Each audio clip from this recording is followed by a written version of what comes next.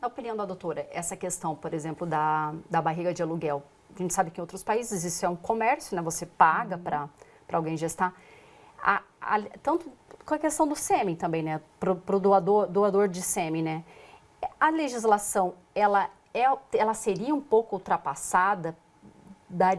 Seria necessário melhorar essa questão, doutora?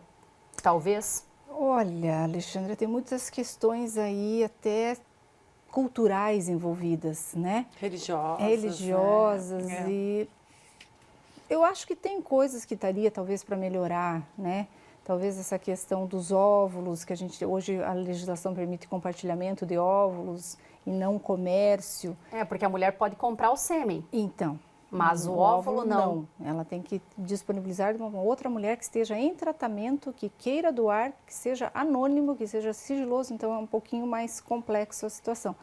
Como em outros países que a gente estava falando antes, que os Estados Unidos permite o comércio, né? Então, assim, poderia talvez melhorar em alguns aspectos, porém nós temos que pensar também na cultura do Brasil, né? Será que nós teríamos os nossos conceitos aqui, nós seríamos tão abertos a ter uma legislação mais aberta? E como que seria a questão legal também, né? Que o brasileiro, o americano, geralmente o que ele combina, ele, né? Ele cumpre, a legislação vigora muito bem lá. Aqui a gente já tem um pouco, né? Será que vai funcionar tudo tão bem de acordo com o que foi combinado previamente? Então, tem todas essas questões que ainda acho que nós vamos ter que amadurecer, a reprodução assistida ainda vai ter que passar por alguns processos aí para a gente poder te dar essa resposta definitiva. Tá, e me conta assim, doutora, qual é a satisfação de você estar, né, de frente ali de uma mamãezinha que consegue realizar esse sonho? Acho que você deve se sentir um pouquinho mãe também de todas essas crianças. É muito gratificante, porque a gente, como mãe, a gente sabe a importância disso na vida de uma mulher e de um casal. Você ajudar a constituir a família, você muda a vida daquele casal, você muda. Às vezes aquele casal está anos junto, mas com aquela vida igual, sem motivação, né? E de repente vem essa criança, dá outra visão, né? Outro gás, outra... Então, assim, é muito gratificante. A gente realmente, eu sempre falo, a gente é instrumento, né, de uma coisa maior, mas é muito interessante, é muito, muito legal a gente participar dessa alegria na vida das pessoas. Lógico que a gente tem que pensar também que a gente tem um resultado negativo, né? Então, a gente tem que saber enfrentar isso, tem que saber, né, ter força, porque a gente sabe que muitas vezes é insistindo que a gente consegue. Mas o resultado positivo é muito gratificante. E vocês têm um alto índice aí de sucesso nessas reproduções assistidas. Sim, a taxa individual, se a paciente tem abaixo de 35 anos, 36 anos, a taxa gira em torno de 50% por tentativa. Porque é importante colocar que não é só a questão da idade, porque existem mulheres novas que têm a questão da infertilidade. Claro, né? Elas podem ter problemas de ovulação, elas podem ter problemas tubários, às vezes tiveram uma infecção, tem endometriose, que afeta muitas mulheres jovens, né? Tem o fator masculino, que às vezes os homens têm varicocele, tem alterações importantes no espermograma. Então, tem vários fatores que podem acometer as mulheres, não é só porque ela não quer gestar naquele momento, mas são patologias que podem acontecer e podem dificultar para ela engravidar. Ou seja, essa questão, então, da fertilidade, infertilidade, né? Ela corre, né? Eu digo, no decorrer da nossa vida, não é só essa questão justamente da idade, de estar em uma idade fora do que é preconizado aí no auge, do padrão da fertilidade. Não, inclusive, a maioria dos casais que nos procuram é por dificuldade, não é por causa da idade. Ah, o índice maior é por dificuldade. Por dificuldade. E pode acontecer como, doutora? Por exemplo, várias causas. A doutora falou do caso da filha que teve um câncer no útero, né? Isso. Então, esse é um caso, paciente, obstrução tubária, teve uma infecção, as trompas obstruíram, endometriose, que hoje é muito comum, né? Que então pode obstruir as trompas, podem causar aderências, que mais? Miomas, podem dar alteração uterina, dificultar para engravidar. Que mais? Ovulação, às vezes a mulher não ovula direito, ela não tem regularidade da menstruação, então ela não ovula adequado, então ela precisa de ajuda para ovular, entende? E a parte masculina também, que é muito importante, que nem eu falei, em torno de 40% das vezes é o homem que tem alteração. Então, às vezes ele tem uma diminuição de número, ou de motilidade, ou da morfologia do espermatozoide, por uma alteração genética, por uma varicocele, por uma infecção que ele teve, porque ele nasceu com algum probleminha e daí quando foi ter filho que descobriu que tinha. Entende? E isso tudo pesa na balança. Isso tudo faz no processo com que eles não engravidem, né? Então todo casal que está tentando engravidar há pelo menos um ano, quando a mulher é jovem, abaixo de 35 anos, ó, um ano tentando não estar engravidando, tem que procurar, porque alguma coisa tem que ter. E geralmente engravida em um ano. Importante que não e que diga que não é só responsabilidade da mulher, né, doutora? Exatamente. Isso tem que... Hoje em dia, graças a Deus, os homens estão mais tranquilos. Eles já, né, já sabem que tem que fazer o espermograma, que faz parte da investigação, que sem eles fazerem o espermograma, não adianta a gente ficar, às vezes, só fazendo tratamento para a mulher.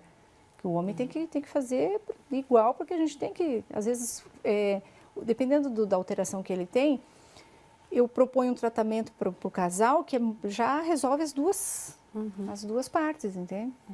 Nós falávamos aí da questão do sucesso, né, do alto índice, mesmo que vocês têm em relação ao sucesso das reproduções assistidas. Tem um índice bem significativo, Isso, né? Então, em torno de 50% por tentativa, porém essa taxa ela é cumulativa. Por isso que a gente fala que se a paciente persistir, ela engravida. Dizem que os estudos que se ela fizer 3 tentativas e tiver menos de 35 anos, a chance dela engravidar gira em torno de 80%. Entendeu? Então, ele é uma taxa cumulativa. Se você avaliar individual, esse ano eu vou fazer uma tentativa, a tua chance individual é 50%. Depende da idade, muito da idade. Então, pacientes até 35 anos. 37, 38 anos, essa taxa já cai para 30%, 40%. Acima de 40 anos, essa taxa cai para em torno de 15%, entendeu? E acima de 45 anos, essa taxa cai para menos de 5%. E isso a gente também remete lá atrás, naquela nossa primeira conversa, da questão da tentativa. Que você tenta, de repente, faz o tratamento e daí desencana, que a pessoa normalmente fala isso. Na verdade, é essa questão do tratamento que ainda fica ali, Isso, de alguma fica forma, agindo, ali, atuando. melhorando alguma coisa internamente que pode contribuir para a gravidez acontecer espontaneamente, juntamente com a questão dos... Ou seja, uma soma de fatores, uma né, soma doutora? De fatores. Nós mulheres somos realmente mais complexas, né, do que a gente... O importante é que o esclarecimento, isso ajuda muito quando a mulher realmente tem esse sonho, decide pela maternidade, que ela busque realmente a informação, a orientação para definir a melhor forma que ela vai realmente ser mãe, se é de uma maneira independente, se ela vai buscar a compra de um sêmen, né, doutora? E que ela receba aí a orientação adequada, né? Exatamente. E reforçando também a questão daquela paciente que tem dificuldade também, né? Como nós estávamos comentando, que não deixe só para procurar em função da idade. No prazo limite, né? Às vezes a gente deixa isso, a gente deixa o casal limite. que está tentando engravidar, então, até um ano de gestação e a mulher sendo abaixo de 35 anos, viu que não está engravidando, que procure. Busque ajuda, né? Busque ajuda, porque a medicina realmente disponibiliza muita ajuda e tem que buscar enquanto é tempo. Se entender Ou seja, e escolher, né? No entanto, tem que estar praticando. Sem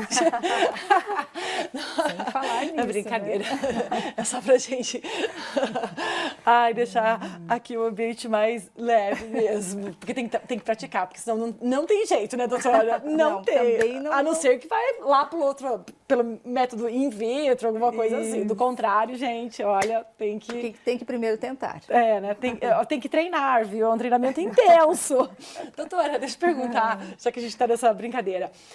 Eu lembro que quando eu estava tentando engravidar, tinha muito assim, depois do coito, levanta as pernas, isso ajuda. Tem várias situações, assim, que, ditos populares, não sei se são realmente experiências, se são... tem alguma... Isso contribui de alguma forma? Isso tem alguma coisa de verdade nesses ditos populares ou não? Ajuda o espermatozoide, colocar as pernas para cima, ajuda o espermatozoide? Não percorrer o caminho que ele tem, cientificamente não? Cientificamente não tem nada comprovado que isso ajude, não. Então, Mas não custa tentar, né? até porque, né? Não custa nada. Mas eu insisto que se não gestar, se não conseguir engravidar, que procure, porque aí se não está dando certo essas fórmulas, É, claro. possivelmente precisa de alguma ajuda. E nada como procurar e realmente você ter toda a informação necessária, a orientação e não ficar naquele, né, disque, né? É importante ir a um consultório, procurar um especialista no assunto, não ficar lá no Dr. Google, porque não adianta o que deu certo para mim, pode ser que não seja a mesma situação para a Alexandra ou para a doutora, para você aí de casa. Então, nós somos seres únicos, né, com Cada pessoa é uma pessoa, tem suas características individuais, respostas individuais, né? O parceiro cada parceiro é um parceiro, tem suas características. Então, realmente, cada casal tem que ser avaliado individualmente.